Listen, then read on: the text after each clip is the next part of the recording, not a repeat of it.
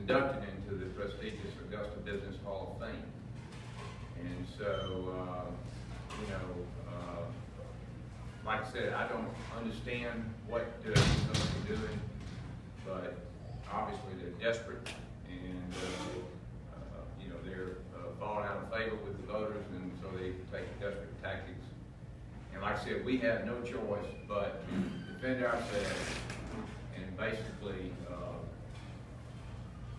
put out a message that you can't trust what these people say. And so that's what you're going to see. You're going to see our response basically is, this is not true, and he has also been notified in writing to take that ad down. And so we'll see what he does. Yes, sir. He's never done any federal contract.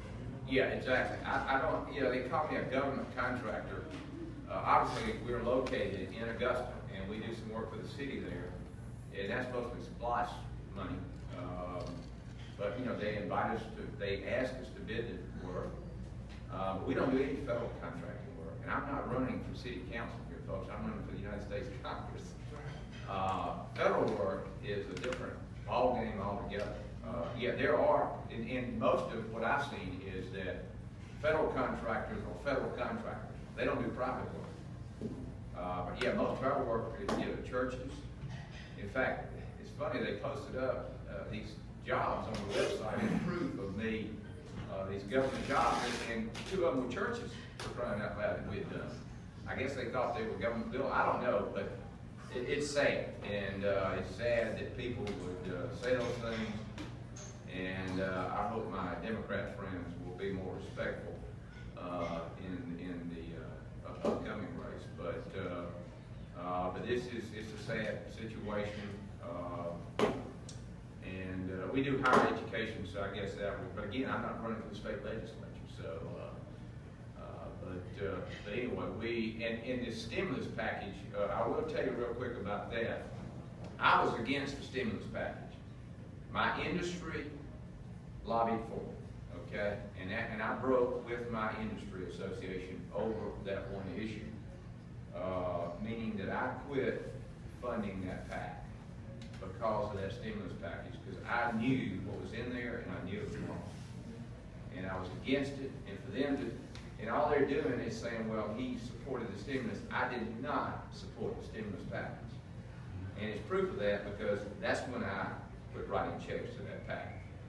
And unfortunately, industry associations sometimes don't do what you want them to do, and I was very vocal about it, and I have witnesses to that in AGC that will attest to that, how I was, because really,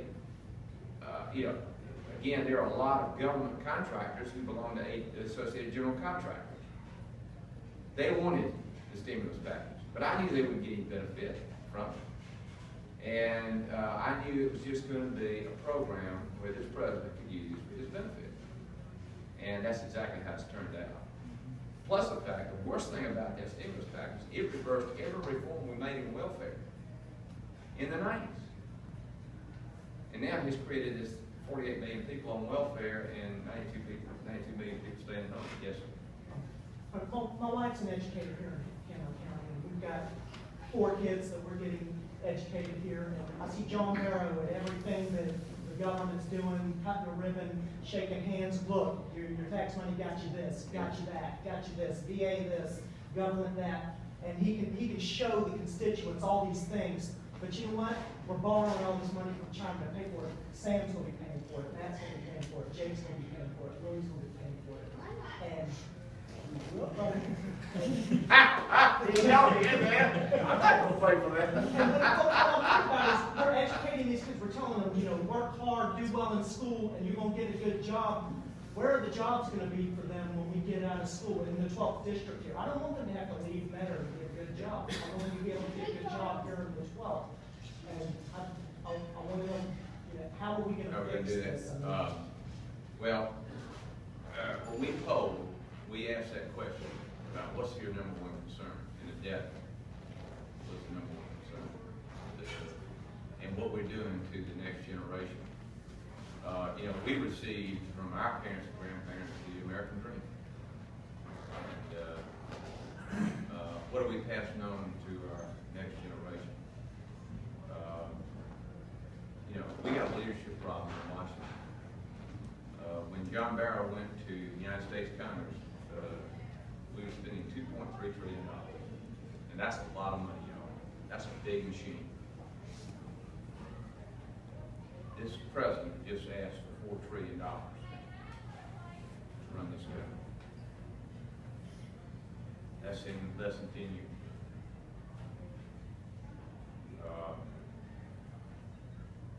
That is absolutely ridiculous. And nothing on no other country, nothing can compare to the growth of this government over these last few years. And the problem I have with John Barrow, what's he done about it? Other than, like you say, what can your government do for you? Now, where I get as a Republican criticized is, well, who's going to help these folks? And like I said, what I want is for people to get back to helping people and businesses creating jobs. Because when we send $1 to Washington, we get maybe 25 cents back with all these strings attached. I'd rather keep our dollars here locally, particularly in dealing with education. But no, if we don't write, y'all, we're in uncharted waters right now.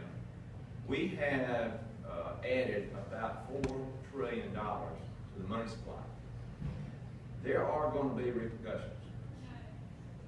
We're not seeing them right now, but sooner or later, we've got to see, with that much added to the money supply, particularly if the economy heats up, you're going to see inflation, and you're going to see, well, interest rates would go up today if they were not manipulating interest rates, and because they're actually afraid to raise interest rates because the growth in the economy was anemic last quarter. I mean, it was less than 1% or something. So how do we fix it? The only way I know to fix it is to unleash the entrepreneurial spirit in this country. Whatever's stopping people from creating jobs, and I'm talking, you know, the great free enterprise system is somebody has an idea, and then they have access to capital, and they hire people, and they grow a business, and import folks. And we've lost it. I mean, there are a few examples out there, but we've lost that because folks are saying, well, I'm asked the question every day, 25 years ago, my wife and I, 37 years ago, we took our savings and we started a small business. And people have asked me, would you do that today? I'll be honest with you, in this regulatory environment, I mean, we transition our business to the next generation, and we've been doing it the last 7 years. Last year, I really had to get on my knees and question whether I was doing those folks a favor. And they were eager to do it, but I'm gonna tell you, they went through, you know what, last year. It was as tough a year as we've ever had. And you know, it just won't get better. But what's amazing to me is how resilient the business community has been with everything this government has thrown out, for crying out loud. Tax increases, Obamacare, all this overreaching regulatory environment. I mean, there is no oversight on these people. I'm also involved in the banking industry. I sit there and listen to what's going on there, and I cannot believe the cost of just doing business. Our community banks are in big trouble. And we must, one, stop growth for this government. The only way I know of reducing entitlement spending is to get people back to work. And we've got to come up with a program to get folks back to work. You know, one of the best things that I heard on the campaign trail, and I want to run it by y'all. And it was, you know, why don't we do this? Why don't somehow we incentivize people to go to work rather than incentivize them to sit home? What a novel idea. In other words, hey, we'll help you if you would go get a job. Because one of the biggest problems we got, and my grandmama always said, that idleness is the devil's workshop. You know, if folks sit around all day, they're going to get into trouble. I mean, they're going to find trouble. And, you know, if we can get them a job and get them, you know, dignity, you know, it might inspire them to go on and do even greater things. But we've got them locked in this horrible addiction to this government. And the worst thing, y'all, is for in exchange for a vote. I mean, that's why these people are doing this, and that's a sad thing. But to reduce entitlement spending, we got to get those folks back to work. And we did it. We balanced this budget about 15 years ago.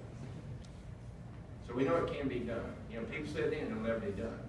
But we had those welfare reforms. People went back to work, and we balanced the budget. And it doesn't, I understand that does not include unfunded mandates out there. But we did balance that budget. And we could do that again with just good common sense. And, but, you know, we know that the runaway train is obviously health care and the entitlements that go along with that. And if we grow this economy, we can, you know, we can reduce that substantially. We did it 15 years ago, we can do it again. The way we grow the economy is, you know, we unleash it, we deregulate it, get out of the way, and let businesses create jobs.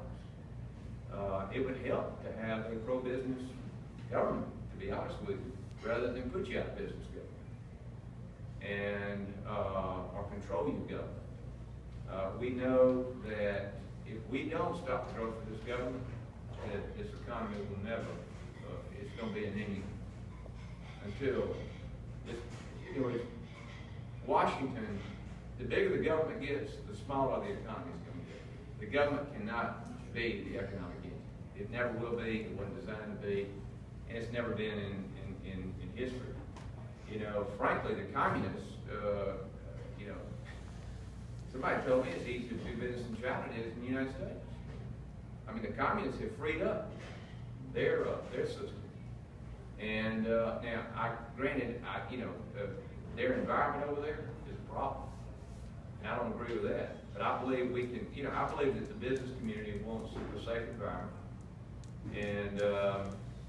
And I think, you know, if folks break the rules, I think they ought to be dealt with. But you don't penalize the good people that want to do business right because somebody else has done something they shouldn't do. Outside of that, you know, we've got to get the greatest economic engine in the history of this country has been intact with the family. And the family's been devastated. And we've got to, and the government has basically, the programs of this government are destroying the family in this country. And that must be stopped. You know, those things will change.